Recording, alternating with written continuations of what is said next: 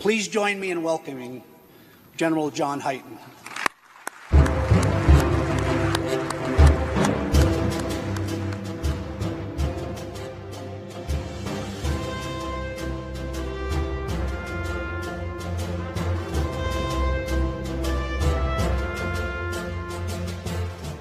All right, how y'all doing? Okay, so I'm not going to read from a script tonight. We're just going to have a conversation. And conversation is going to start in a number of ways, because I know right now, as it approaches 9 o'clock, that at least half the people in the audience can't wait for the end of this speech. And I'll tell you one thing, I'll tell you a secret, is right now I can't wait for the end of the speech either. But probably not for the reason you think. The reason I can't wait for the end of the speech, because I got a punchline at the end of the speech that you're not going to believe. Because every once in a while, something happens in life that's like magic.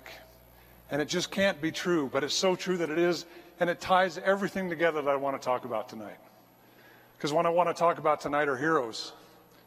And when I first started wanting to talk about heroes, I started thinking about the heroes that would be here, and my biggest hero is right here, my wife Laura. If I start talking about her, I'll never get off stage.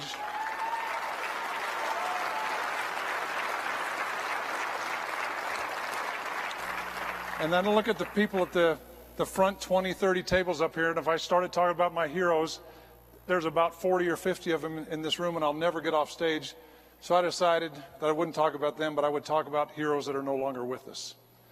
And the chief had a moment this morning that brought tears to my eyes, and that was the passing of a hero no longer with us, Lieutenant Colonel Dick Cole. And I'm not going to talk about him because I'll start crying again, but I'll just say Godspeed, Colonel Cole. Thanks for showing us the way. Holy cow.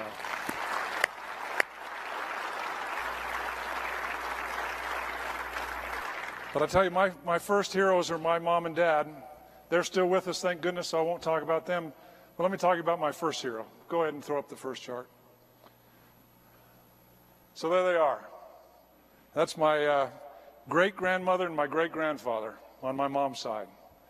John Earl Hamilton and his wife, Maddie.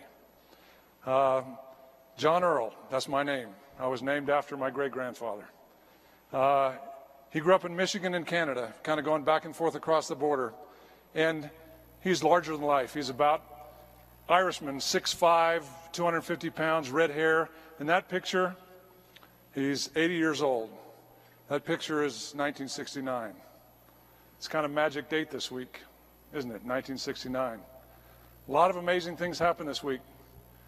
But on July 16th, 1969, something happened. Yep, on July 16th, 1969, I got in the car with my parents and my brother and sister, and we drove north from Alabama to Port Huron, Michigan, to visit with my great-grandfather. So my great-grandfather, I subsequently learned, made a very interesting life by being a gambler, a bootlegger, a builder, a horseman, a rancher, pretty much whatever he needed to do to take care of my great-grandmother. And there was nobody that could challenge my great-grandfather, with exception with the woman in that picture, who could make him do whatever she wanted him to do. But I'll tell you one lesson I learned from my great-grandfather, and it happened on July 20th, 1969. I don't know why I remember that date, but somehow that date sticks in my mind, because that date, that morning with my great-grandfather, my papa, I was playing cards with him. And I told you he made his living as a gambler at one point, right? I didn't know it at the time. I was 10 years old. So I'm playing cards with him, and I beat him. And let's just say, even at 10 years old, I had a little bit of an attitude. And so I was talking trash to him. And not a very smart move. Even at 80 years old, he was a whole lot bigger and stronger than me. And so he said, John, go find a deck of cards. So I did. I went and grabbed a deck of cards. And to this day, I don't know how he did this, but he said, give me the deck of cards. He said, and he looked at the deck of cards. He said, okay, now shuffle the cards. So he takes these giant, giant hands, twice as big as my hands, and he shuffles the cards a couple times. And then he said, so we've been teaching you how to play poker. what's the best hand in poker? And I said, well, Papa, it's 4 aces. Now, I was wrong, but I'm 10, so give me a break. So he said, 4 aces. So you want 4 aces? He said, all right. He said, so he takes the cards, and his fingers are shaking, his thumbs are shaking, and he does, and he shows me 1 ace. And he takes the cards again, hand shaking, shows me the second ace. It goes 3rd ace, 4th ace. He says, there are your 4 aces. And I go, how did you do that? Because I'm literally 2 feet from his hands as I'm watching him deal the cards, and he deals me 4 aces. And he says, I can deal you whatever you want. And he says, so the lesson I want you to learn right now, and this is not the lesson you would expect somebody to tell us who just dealt 4 aces, but he said, the lesson I want you to learn is every room that you go into in your life, there's going to be somebody better than you in that room. And there's going to be somebody smarter than you in that room. And it'd be really important if you find out who that person is, and it'd be even better if you made friends with them. Pretty interesting lesson to learn. Go to the next chart for a second. There's my great-grandfather's life. Look at that.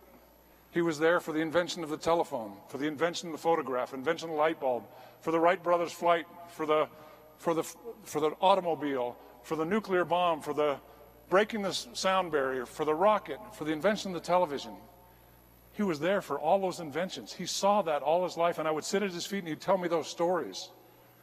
And then the evening of July 20th, 1969, next chart, I sat on the floor in his living room in Port Huron, Michigan, and watched Neil Armstrong and Buzz Aldrin walk on the moon. And I looked up at my great-grandfather, and he had a tear come down his eye. And it was like magic to me. And I knew exactly what I wanted to do with my life. I knew exactly who I wanted to be and exactly what I wanted to do. I wanted to be an astronaut, because that is the greatest thing I could imagine doing. But unfortunately, I was blind. And NASA, for whatever reason, did not take blind astronauts.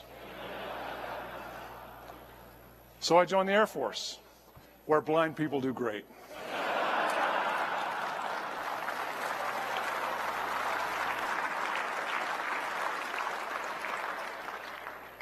But think about July 20th, 1969. What a magic day. We're coming up on 50 years from that day. And it changed my life because it put me on a path. And it also, just a month later, I got to meet the next big hero of my life, who's no longer with us. Next slide. Everybody know that picture? Everybody in this room should know that picture. That picture is Wernher von Braun standing in front of the Saturn V. You want to see another great picture? Next chart. Holy cow. There's John, Scott, and Catherine Hyten standing in front of the same Saturn V the same day. Is that crazy? I'm right there. My brother finally found that picture. Because in August of 1969, I got to meet von Braun a couple times. Because I was a good student in math and good student in science, and so my teacher said, there's an event coming up and you need to go meet von Braun. And in my mind, I know where that event was, but my brother found the program, and it wasn't at the place where my mind told me it was. But he found the program, he found the picture, found all that stuff. But you want to know what I was doing? Next slide. Everybody know who those people are? That's Grissom, White, and Chaffee. Gus Grissom, Ed White, Roger Chaffee. Apollo 1. They died in the accident in January 1967. And if you want to talk about going fast in this country, just think about January 1967, the horrible tragedy that was Apollo 1. And those 3 great Americans perished in the capsule of Apollo 1. Look at their faces. Amazing people. But you know what? Amazing things happen because of that. Because it's interesting. If you look back at Congress, and I was talking to Tom Stafford last night, and he was telling me the story about the accident of Apollo 1, not knowing I was going to talk about it tonight, but he pointed out to me that, son of a gun, Congress, after that accident, brought up a proposal to cancel the Apollo program, to cancel the mission because we just killed 3 astronauts, and it's clearly too dangerous and we can't get there from here. That was a proposal on the floor of Congress. And he told me the senators who were involved, and they're very famous senators, I won't mention them tonight because that's not the way history turned out. History went a different direction, and from the deaths of those 3 great Americans, in 2.5 years, we went and landed on the moon on a different rocket than they died on. That's just remarkable when you think about it. But another amazing thing happened. Maybe even just as amazing in the broader scheme, and certainly for my life just as amazing, is that my hometown of Huntsville, Alabama, decided to build 3 new schools. Chaffee Elementary School, Ed White Junior High School, and Grissom High School. And they would focus on math and science. And I got to go to those schools. Chaffee Elementary School is in my backyard. Grissom High School is down at the end of the street across the hill. And I got to go there, and I had the most amazing teachers you can imagine. I can tell you a number of stories about teachers, but there was one teacher that was just the most remarkable lady. Her name was Gloria Spellman. She passed away a couple of years ago. But by my junior year in high school in Alabama, this is 1976, I had taken all the math courses that the state of Alabama offered. And I wanted to do more. And Miss Spellman looked at me and a couple other kids and said, you know, you could learn calculus. But calculus was not taught in high school, in public high schools in Alabama in 1976. But she said, I'll tell you what, we'll get some books and I'll teach you. And she taught me calculus. And that allowed me to get into Harvard University. But I couldn't pay for Harvard University, so I had to get somebody to pay for Harvard. Who did I get to pay? The United States Air Force. And the good news about that deal is that I only owned the Air Force 4 years of my life when I was done. And then I would get that whole Harvard degree, and all I owed was 4 years. And if you add up all the math when I made that decision, that is 42 years ago today. Nailed that one.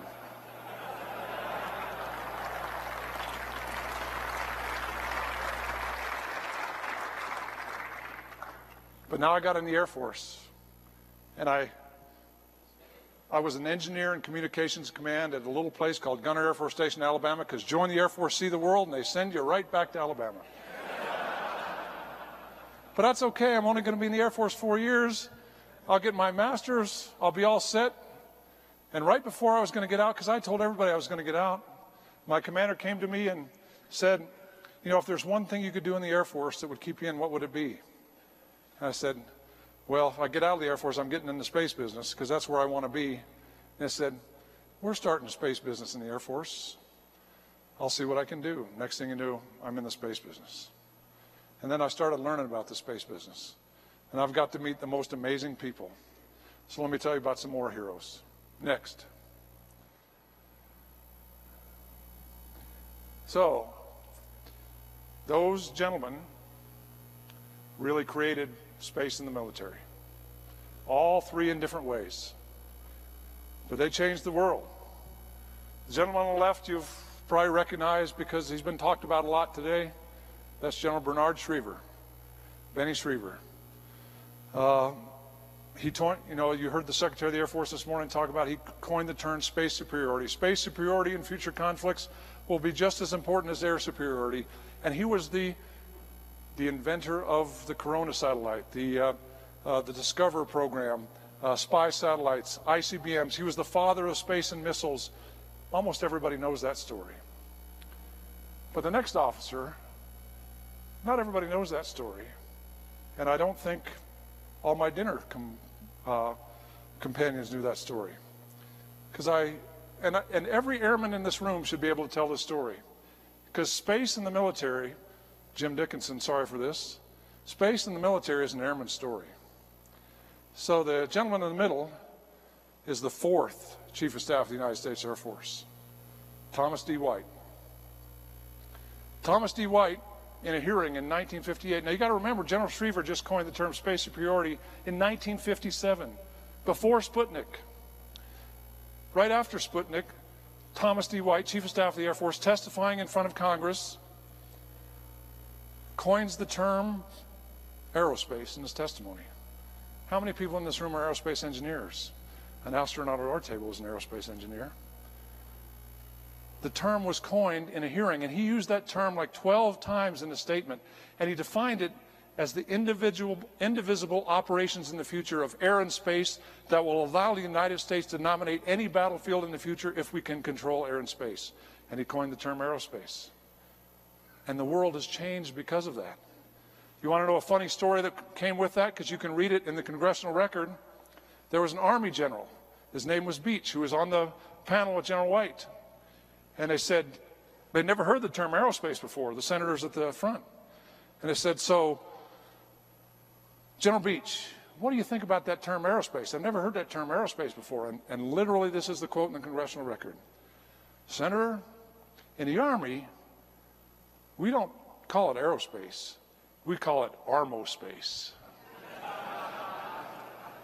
Jim Dickinson, it didn't stick. Aerospace stuck. But that started us down the road of the integrated in air and space. And then as time went on, another great pioneer who's no longer with us, General Jerry O'Malley, commander of Tactical Air Command at the time, former Vice Chief of Staff of the Air Force, tragically was killed in a plane crash at Wilkes-Barre, Pennsylvania, because I believe he would have been Chief of Staff someday. But when he was the XO of the Air Force, he had been the wing commander at Beale, flying the SR-71. And he got read into all the space stuff that was in the classified world that was going on, and he said, this space stuff can change warfare, and he started working to try to normalize space in the Air Force.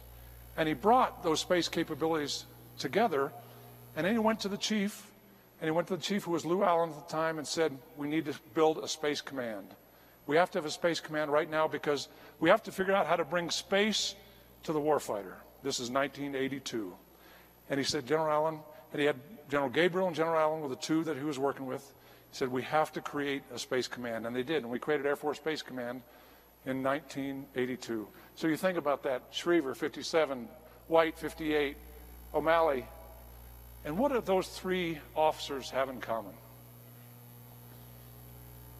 Chief, they're all pilots. Son of a gun. Pilots invented space in the military. And somehow we've got to the point where pilots don't care about space. I know my chief cares about space. I know every chief I've worked for cares about space. We do. We've just reached a point in time where space has reached the next level. And the next level is going to require a different structure. It's going to require a unified space command again. It's going to require a space force to deal with that. And that space force will still be in the United States Air Force, but we'll have a 4-star chief of staff that'll work with the Air Force chief of staff to work those issues in the future. It's the logical progression of where we're going, and that's exactly where we are. Heroes, everyone. Heroes no longer with us. Next. So General Schriever had a secret that somehow I think the world has forgotten. The secret was Sam Phillips. Sam Phillips somehow seems to have been forgotten in the story of Apollo, in the story of 1969. But Sam Phillips came to work for General Schriever in the 1950s as a colonel, and the first program that General Schriever gave him was the Minuteman I.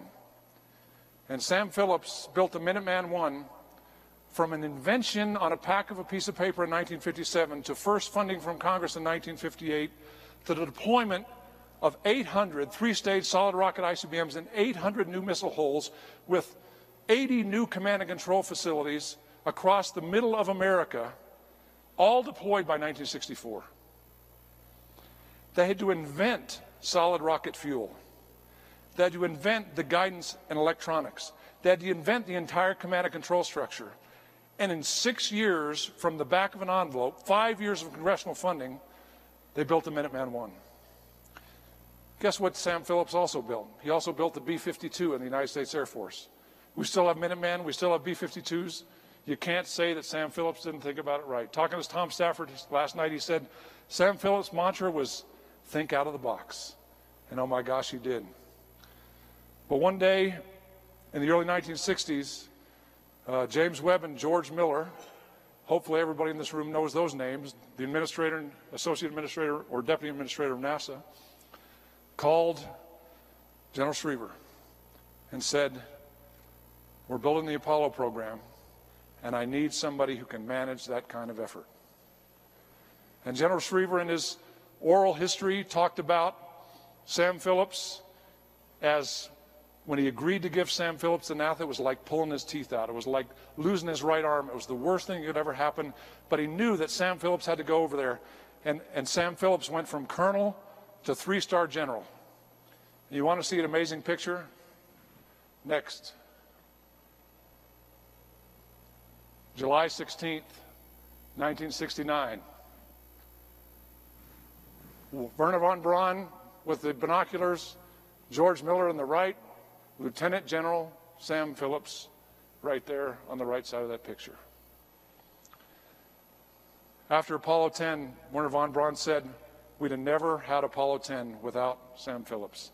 Talking about, if you read the history of George Miller and Sam Phillips, what was the key decision that had to be made in order to get to the moon by the end of the decade? And oh, by the way, von Braun would not have made it, and he talks about it in his memoirs. The key decision was von Braun wanted to test the first stage of the Saturn V with dummy stages on top before he moved into integrated flight testing. But Sam Phillips had already done it with the Minuteman. In order to get there fast on the Minuteman, he had done ground testing, all those things, and he said, I can put all the stages together and we can launch it at once. And he convinced George Miller, and George Miller convinced von Braun. Von Braun convinced James Webb, and they went to all up testing, and the world was different. When I was a kid, I got to see the F-1 engine fire. My dad moved to Huntsville in 1965 with the Apollo program. I got to see all that, experience all that. It formed who I was and made me look up and dream about what the future could be. And the future can be awesome. But we have to be able to defend it. And that's what we do. Next. Here's the thing about heroes. Heroes actually aren't perfect.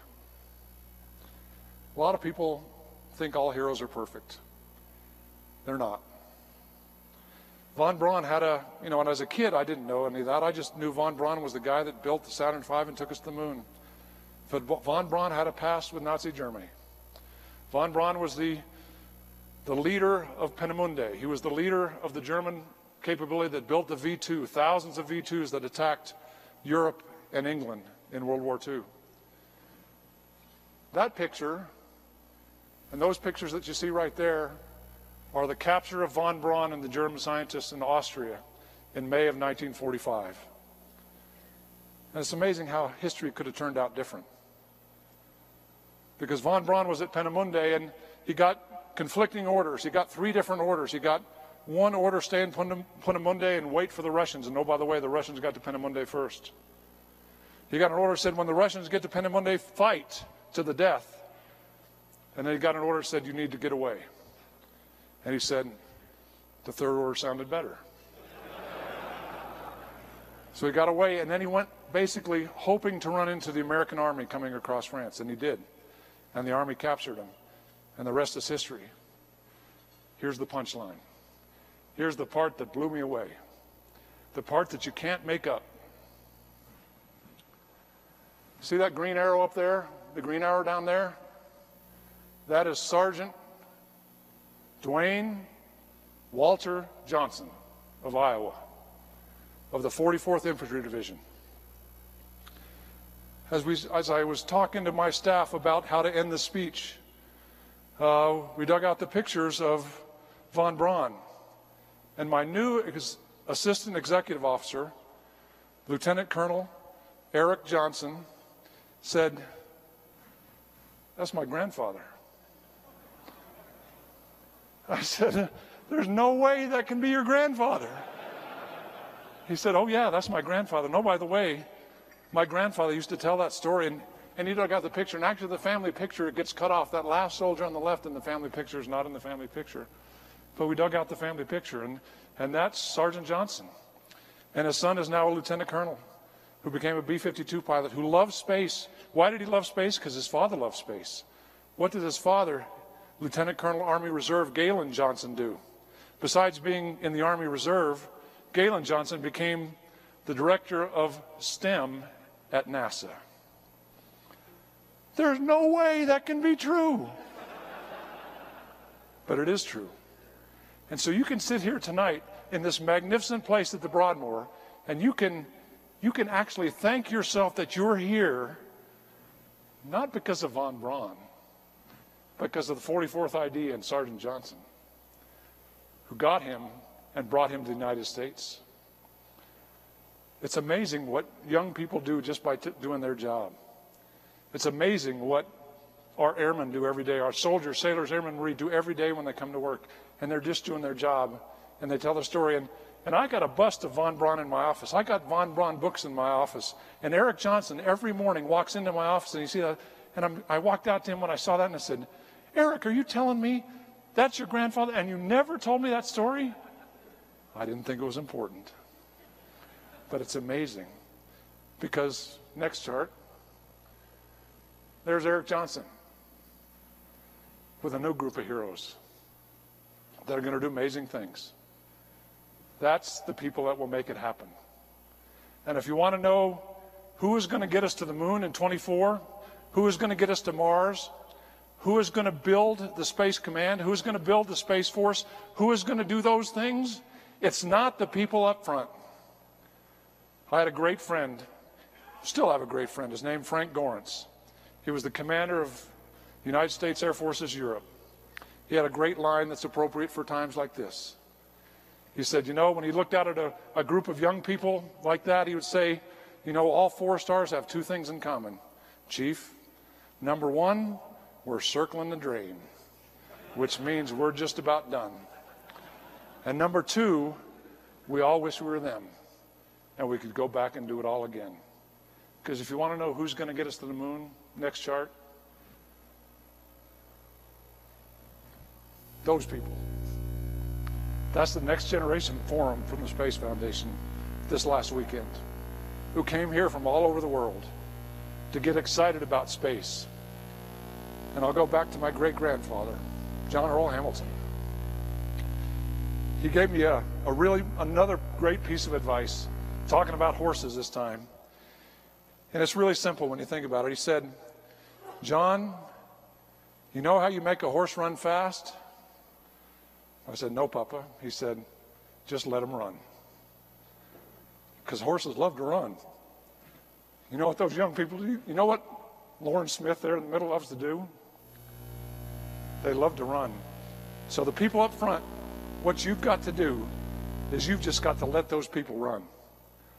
You've got to get out of their way. The only way we're going to get to the moon in 24, the only way we're ever going to get to Mars, the only way we're ever going to keep ahead of our adversaries, to keep ahead of China, keep ahead of Russia, and do all this stuff, the only way that's going to happen is if we let these people run.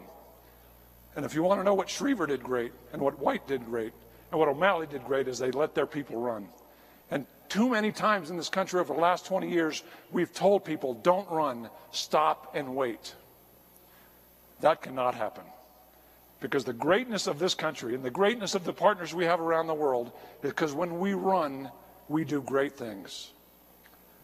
So, ladies and gentlemen, on behalf of Sergeant Johnson and all the people who do great things, I just want to thank you for making this an amazing evening and for allowing us to do great things.